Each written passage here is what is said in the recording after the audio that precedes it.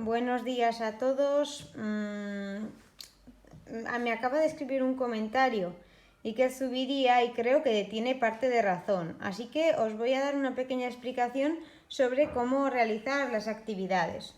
No obstante, en cuanto a la primera, es una actividad más bien teórica, por lo que no tenía mucho misterio, especialmente teniendo en cuenta que ya os puse la tabla comparativa en clase de realismo y romanticismo, que os he enlazado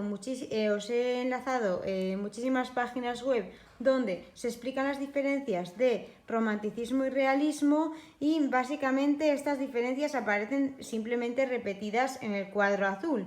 No obstante, a pesar de que se explican, están menos claras que en la tabla que os puse en clase. ¿Vale? Bien, actividad 6, comprensión. Los artistas se mueven entre esas dos opciones, adoptando en cada época características peculiares. Así, por ejemplo, en el siglo XIX, estas características se reflejan en dos movimientos culturales, el romanticismo y el realismo. Estas dos manifestaciones literarias, además, son la continuación de las que viste en la primera unidad del curso. ¿Y qué diferencias hay entre romanticismo y realismo? ¿Cómo se diferencian en los textos? Bien, nos acordamos cuáles eran las características del romanticismo. En el romanticismo lo más importante era el yo, la subjetividad del autor. Por consiguiente, destaca más por la poesía que por la prosa. Habrá mucha más poesía que novela. También habrá novela histórica, porque se salta al pasado, eso sí, y artículos de costumbres.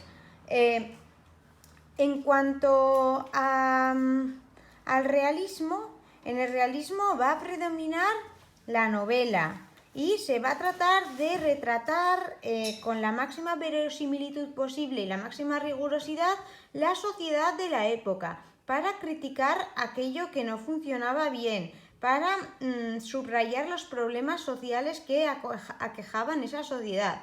Mientras que el romántico decide evadirse y huir de la realidad en la que le ha tocado vivir, tanto en el tiempo, porque huye al pasado, a la Edad Media, a épocas en las que había caballeros, como también habrá una huida en cuanto a los lugares. Los lugares eran exóticos, aparecerán también lugares muy románticos, los escenarios serán nocturnos, aparecerán, por ejemplo, arrecifes, acantilados, lugares donde ocurren cosas mágicas, lugares exóticos. Vimos muy bien en el ejemplo cómo aparecía, por ejemplo, el Nilo, la Gran Muralla China, lugares misteriosos, sorprendentes, donde el ser humano está en contacto con una naturaleza que de alguna forma imita su estado de ánimo, sus sentimientos. Al final, los sentimientos del poeta, los sentimientos del héroe romántico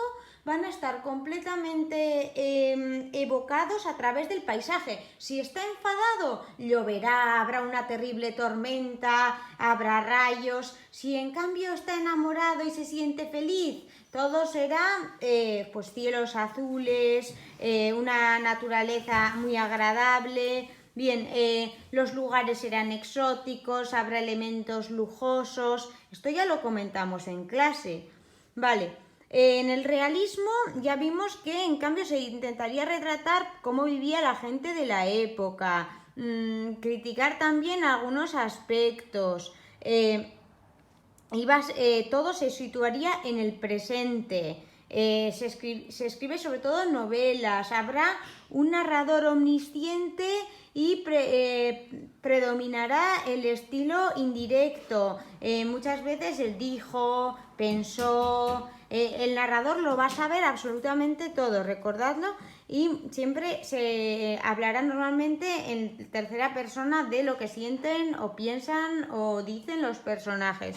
Vale, bien, vamos ahora a leer un poco a partir de qué tenéis que hacer. El Kahoot que os he enviado, que es una forma muy divertida de aprender las características más importantes. Recordad también el romanticismo, lo importante que era esa figura.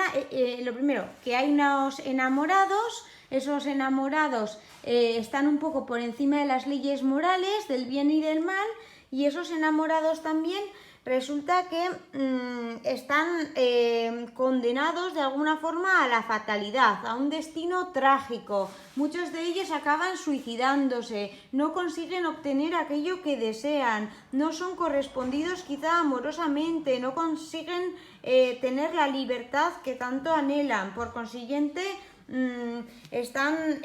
son víctimas de un destino trágico. Bien, vamos a ver un poco otras de las características. Bien, romanticismo y realismo en el siglo XIX. Bien, desde el punto de vista cultural literario, el siglo XIX está ocupado por dos movimientos. El romanticismo, que como veréis en el Cajut empieza en 1833 con Fernando VII, y el realismo, que es posterior. El romanticismo, movimiento que afecta a todos los aspectos de la vida, política, arte, moda, literatura, surge a partir de la Revolución Francesa. Reivindica la libertad en todos los ámbitos de la vida, política, religiosa, moral y artística. Por lo tanto, de ahí viene la figura idealizada del mendigo, del verdugo, del caminante, el pirata. Esto también lo hemos visto con la canción del pirata de Espronceda, con 2 cañones por banda, viento en popa, toda vela. Bien, recordadlo, lo tenéis en la página 202. Vale, seguimos. Bien, este movimiento reivindica la libertad en todos los ámbitos de la vida, política, religiosa, moral y artística, y el derecho del ser humano a su individualismo, a poder centrarse en el yo y en lo que le interesa como persona. Este movimiento tiene predilección por temas sentimentales, con los que refleja amores inalcanzables y a veces frustrantes, de la mano de mujeres a veces angelicales y a veces malvadas y destructivas. También opta por temas legendarios y fantásticos, inmersos casi siempre en paisajes agrestes, exóticos o también ruinosos y nocturnos. Recordad que aparecen escenarios como cementerios muchas veces, que terminan en una exaltación del poder y la belleza de la naturaleza, que ayudan al artista a expresar lo que siente. La búsqueda de unos ideales de felicidad, amor, justicia, paz, que la cruda realidad le impide conseguir, también le lleva a buscar ese tipo de naturaleza y esos paisajes que le ayudan a evadirse de su realidad. Bien, como veis, la libertad, el yo, y luego destaca también en el romanticismo el amor y temas fantásticos. Recordad que surge a partir de la Revolución Francesa. Estas son las ideas principales. Bien. Este movimiento nace en Alemania e Inglaterra a finales del siglo XVIII con Goethe, Schiller, Keats y Byron, entre otros. Se extiende a toda Europa, llegando a España en 1833, tras la muerte de Fernando VII, y la consiguiente vuelta de los liberales exiliados en otros territorios europeos. En España, entre sus autores más representativos nos encontramos con Gustavo Adolfo Bécquer, autor de Las rimas y leyendas, José de Espronceda, hemos visto la canción del pirata, y Rosalía de Castro, que será más intimista.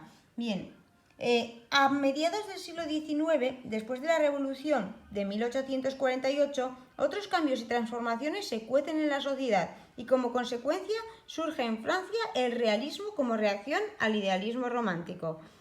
En ese momento, Europa se encuentra en una época de grandes adelantos y transformaciones sociales, desarrollo científico y tecnológico, crecimiento industrial, aparición de la clase obrera